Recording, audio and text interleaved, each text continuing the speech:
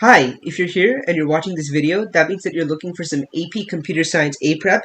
If you don't already know me, my name is Aditya Anandan. I'm a senior at Irvington High School in Fremont, California. Last year, I took the AP CSA exam digitally and I got a 5. So I think I have a pretty good understanding of what it takes to get a 5 on the exam and how you should prepare and what content you need to prepare. If you're on my YouTube channel, make sure to go check out my Thinkific course. We have practice quizzes, we have worksheets, we have practice tests, and we have these conceptual overview videos that you're going to be watching. We also have some breakdowns on MCQs and FRQs that are going to be really helpful for how to think through problems and how exactly to solve them. So without further ado, let's get to the lesson.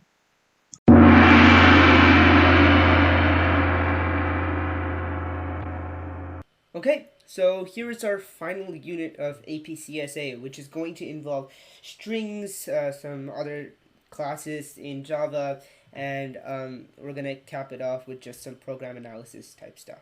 Okay, so this unit is pretty easy where it's not very material heavy, it's not a dense unit, it's just important to know some of these things, especially strings. So I will warn you that strings probably are going to come up on the exam. It varies based on exam to exam whether strings are on the exam or strings are not on the exam. Like for me, I didn't really see many string problems on my exam, but as I looked past on previous tests, there were a lot of questions, especially in the FRQ section, that dealt with strings, right? So you probably need to know some of this stuff just in case.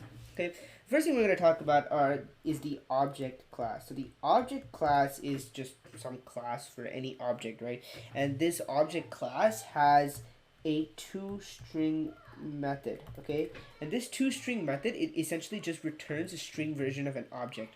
And the cool thing with this toString method is that you can actually write a toString method for your specific object. Many times on the AP exam, they will give you just a generic object, and within there will be a toString method. What that is doing is that it's overriding the default toString method that you see in many objects, okay?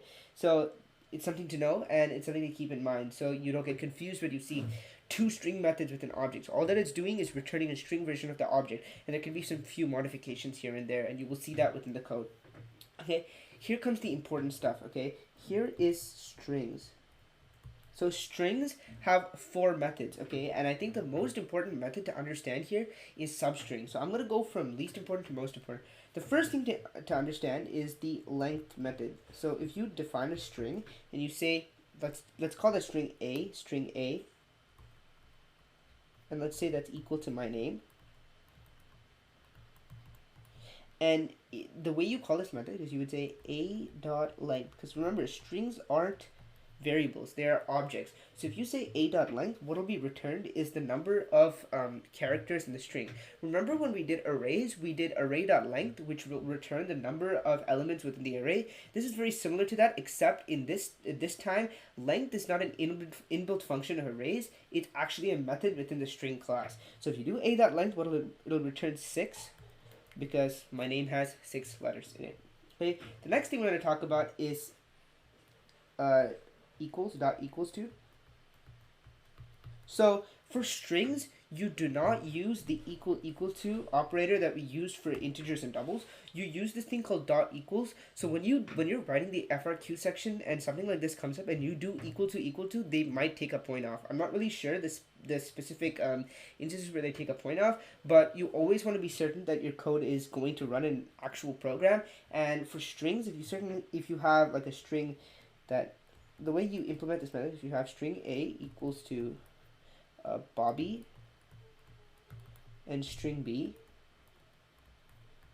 equals to Bobby again, and you do A dot equals, and what this takes in as a parameter is B, what this will return is true.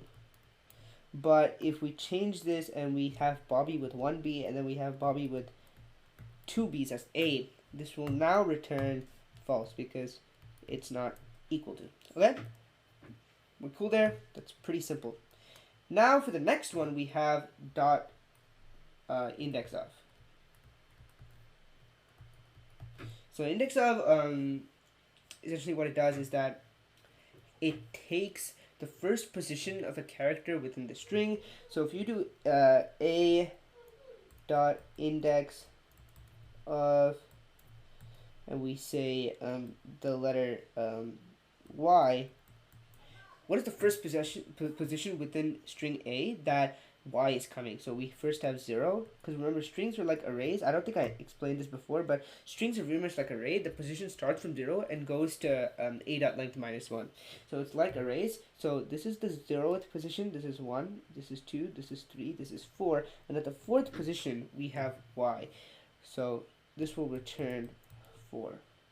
Okay, so that's what index of does. We also have compare to. Compare to is a little hard for me to explain, but essentially it follows like a lexicographic pattern, and it compares two strings to the point where it can find how different each string is.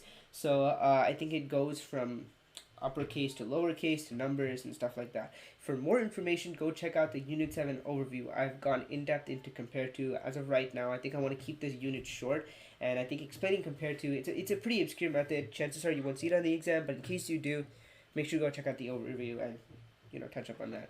Last method, substring.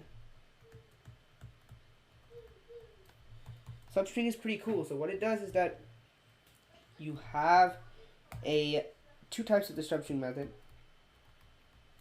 You first have the one where you just have one number what you give. So let's just say a.substring and the parameter is 2. What this will do is this will take a portion of the string from 2 to the very end. Okay, so you will first have 2. What is 2? It's 0, 1, 2. We have b, and it's b to the end, so it'll be b, b, y. This is what this returns. Now that is the first version. You can, if you do 1, it will be obby, and if you do 3, it'll do, what do you think? It'll be by. This is the first version of the substring method. Let me just expand this so you can see it better. And then the second version of the substring method would be something like this. Okay, so the second version of the substring method goes from 2 to 1 minus this closing parameter. Okay, so if it starts off at 2 and goes to 1 minus the closing parameter, it'll be 2 to 3. Okay, so position 2 to position 3. So what is that? For A, position 2 is 0, and position 4 is B, but it's going 1 before that, so it'll be OB. This will return OB. Okay, so know that the second parameter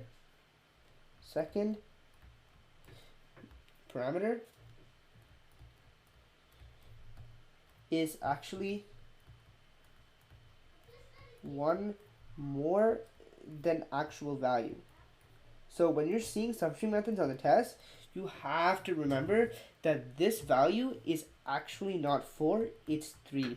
And that's because of some weird rules in Java that I'm not going to go into now. Next thing, wrapper classes. So I think as of right now, we have a pretty good understanding of strings. Hopefully you understand what all these methods are and what they do. Now let's move on to wrapper classes. Wrapper classes, we already talked about these. Remember, we talked about array lists in the array unit. In array lists, what I said was that array lists don't take actual integers and doubles as a variable. They take these classes that have capital I integer and capital D doubles. So let's go over those really quickly. Oh, I'm on the wrong pen. Okay.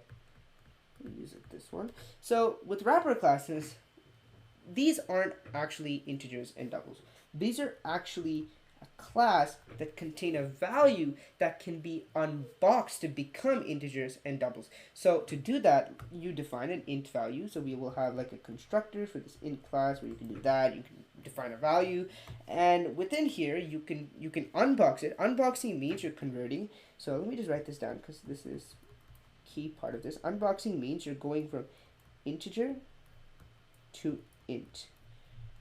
Auto boxing means you're going from int to an integer. So to unbox an integer value, here's what you do. You do int value, and you can do the class name, whatever you make the integer, and this will return the integer but made into a double. So suppose we have an integer value and we set it to equal 5, and now we want to convert it back into an actual integer variable. So what we do is we use this int.value. We will create, this integer value can be named a, and I'm being too generic with these names. Oh my god, I can't spell integer. What's wrong with me? Integer num equals to 5. Now we do num dot int value, and what that'll return 5. So now you can unbox this integer num value to become 5. Okay? Autoboxing is done automatically. You don't really need to worry about that. That usually just happens when you're in an array list. When you're creating the array list, all of the values are just automatically made into integers, so that you don't really need to worry about that. Okay? The same thing applies to double. For double, it's not int value, it is double value. That's what does the unboxing for you. Okay? Cool. Very cool. Poggers. Now, the last type of class that we're going to talk about is the math class. We went over this a little bit in Unit 2 when I talked about math.random, and I think I did a pretty good job of introducing it, but I didn't really go in depth into the other methods in math. So I talked about math.random, and I said that was probably the most important method, but I did talk about these other methods that are probably useful. And these methods are extremely simple. They just deal with, I don't know, some basic math. So you really don't need to do much thinking when applying these methods. All right, the first one is ABS. Remember, we int. Second one is ABS doubled. Then there is random. We already talked about that. If you're confused on what I'm saying here, go back and watch Unit 2. Closing part of the video, I do talk about math.random, some of the problems that will come up on it. So make sure to go check that out. The last one, or second to last one, is square root, and this takes a double. And the last one is power. Now, I'm sure just by inference you can sort of see where I'm going with this. The first one just takes the absolute value of an integer. Second one, absolute value of a double. Third one, random number from 0.0 to 0.99999. That go back and watch Unit 2 if you're confused. The fourth one is a square root. It takes the square root of a double, returns that. The last one is power, so it'll be, this one will be the base. This one will be the exponent. So if you have power of 2, comma 2, or it won't be 2, it'll be 2.0, comma 2.0. This will return 4 because it'll be 2 power 2. Alright, cool.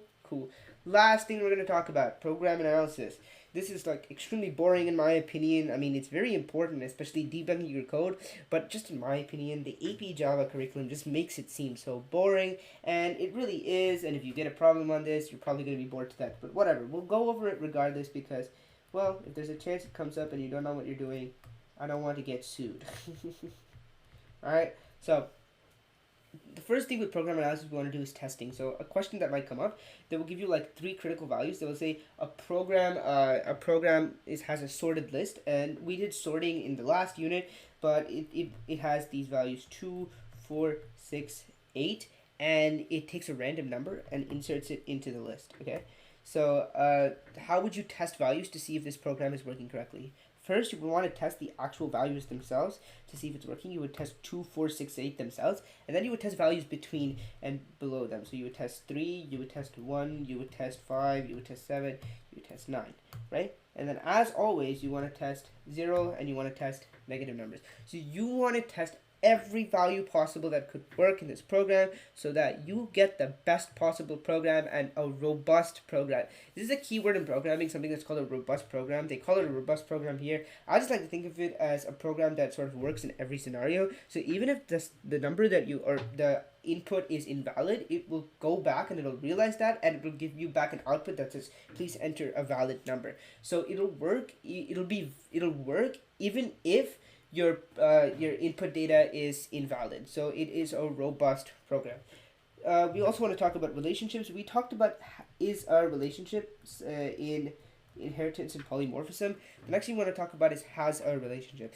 So many times when you're looking at a class will have an instance variable that is also another class. So what relationship we call that is it has a relationship, because one class, this, let's just call this object 1, will actually have another class that is embedded within it as an instance variable. So this is called has a relationship. Okay, that's pretty much it to do with program design and analysis. The most important questions they will ask you with program design and analysis is, number 1, they will ask you questions about testing values, and number 2, they will ask you all this weird memorizing stuff that honestly I think it's just better to have a really rough understanding of this. I've given a list of terms that are key to knowing this chapter it's on the Unit 7 overview page. I took it straight from the Barron's textbook. They have a bunch of vocab words that, I guess they mean something in the programming. When I was studying for the exam, I can tell you that I did not know at least 3/4 of this. But if you want to go and look at it and have an understanding, just in case if the AP exam tests you on it, go ahead. That definitely might save you in case there's a problem that you don't know how to do stuff, and this might come in helpful. I don't know. Okay, that's pretty much it. That's the last chapter. Thank you all for watching these videos and for supporting me if you're on my Thinkific course. If you're here before December, I haven't yet put up the MCQ and the FRQ videos. That's probably because I'm busy with some other projects I'm working on or college apps. I will definitely get to those. If you're on the Thinkific course, stay tuned for that. I will continually keep updating the course, and by January at the most, I will have everything up and running. If you're watching this past January, make sure to go check out those videos. Make sure to go keep supporting me. Check me out on my website, adityanandan.com. You can email me at adityasanandan.com adityasanandan@gmail.com if you have any questions or if you have any comments as to what I should cover next. Thank you all for watching. Have a great day. Peace out.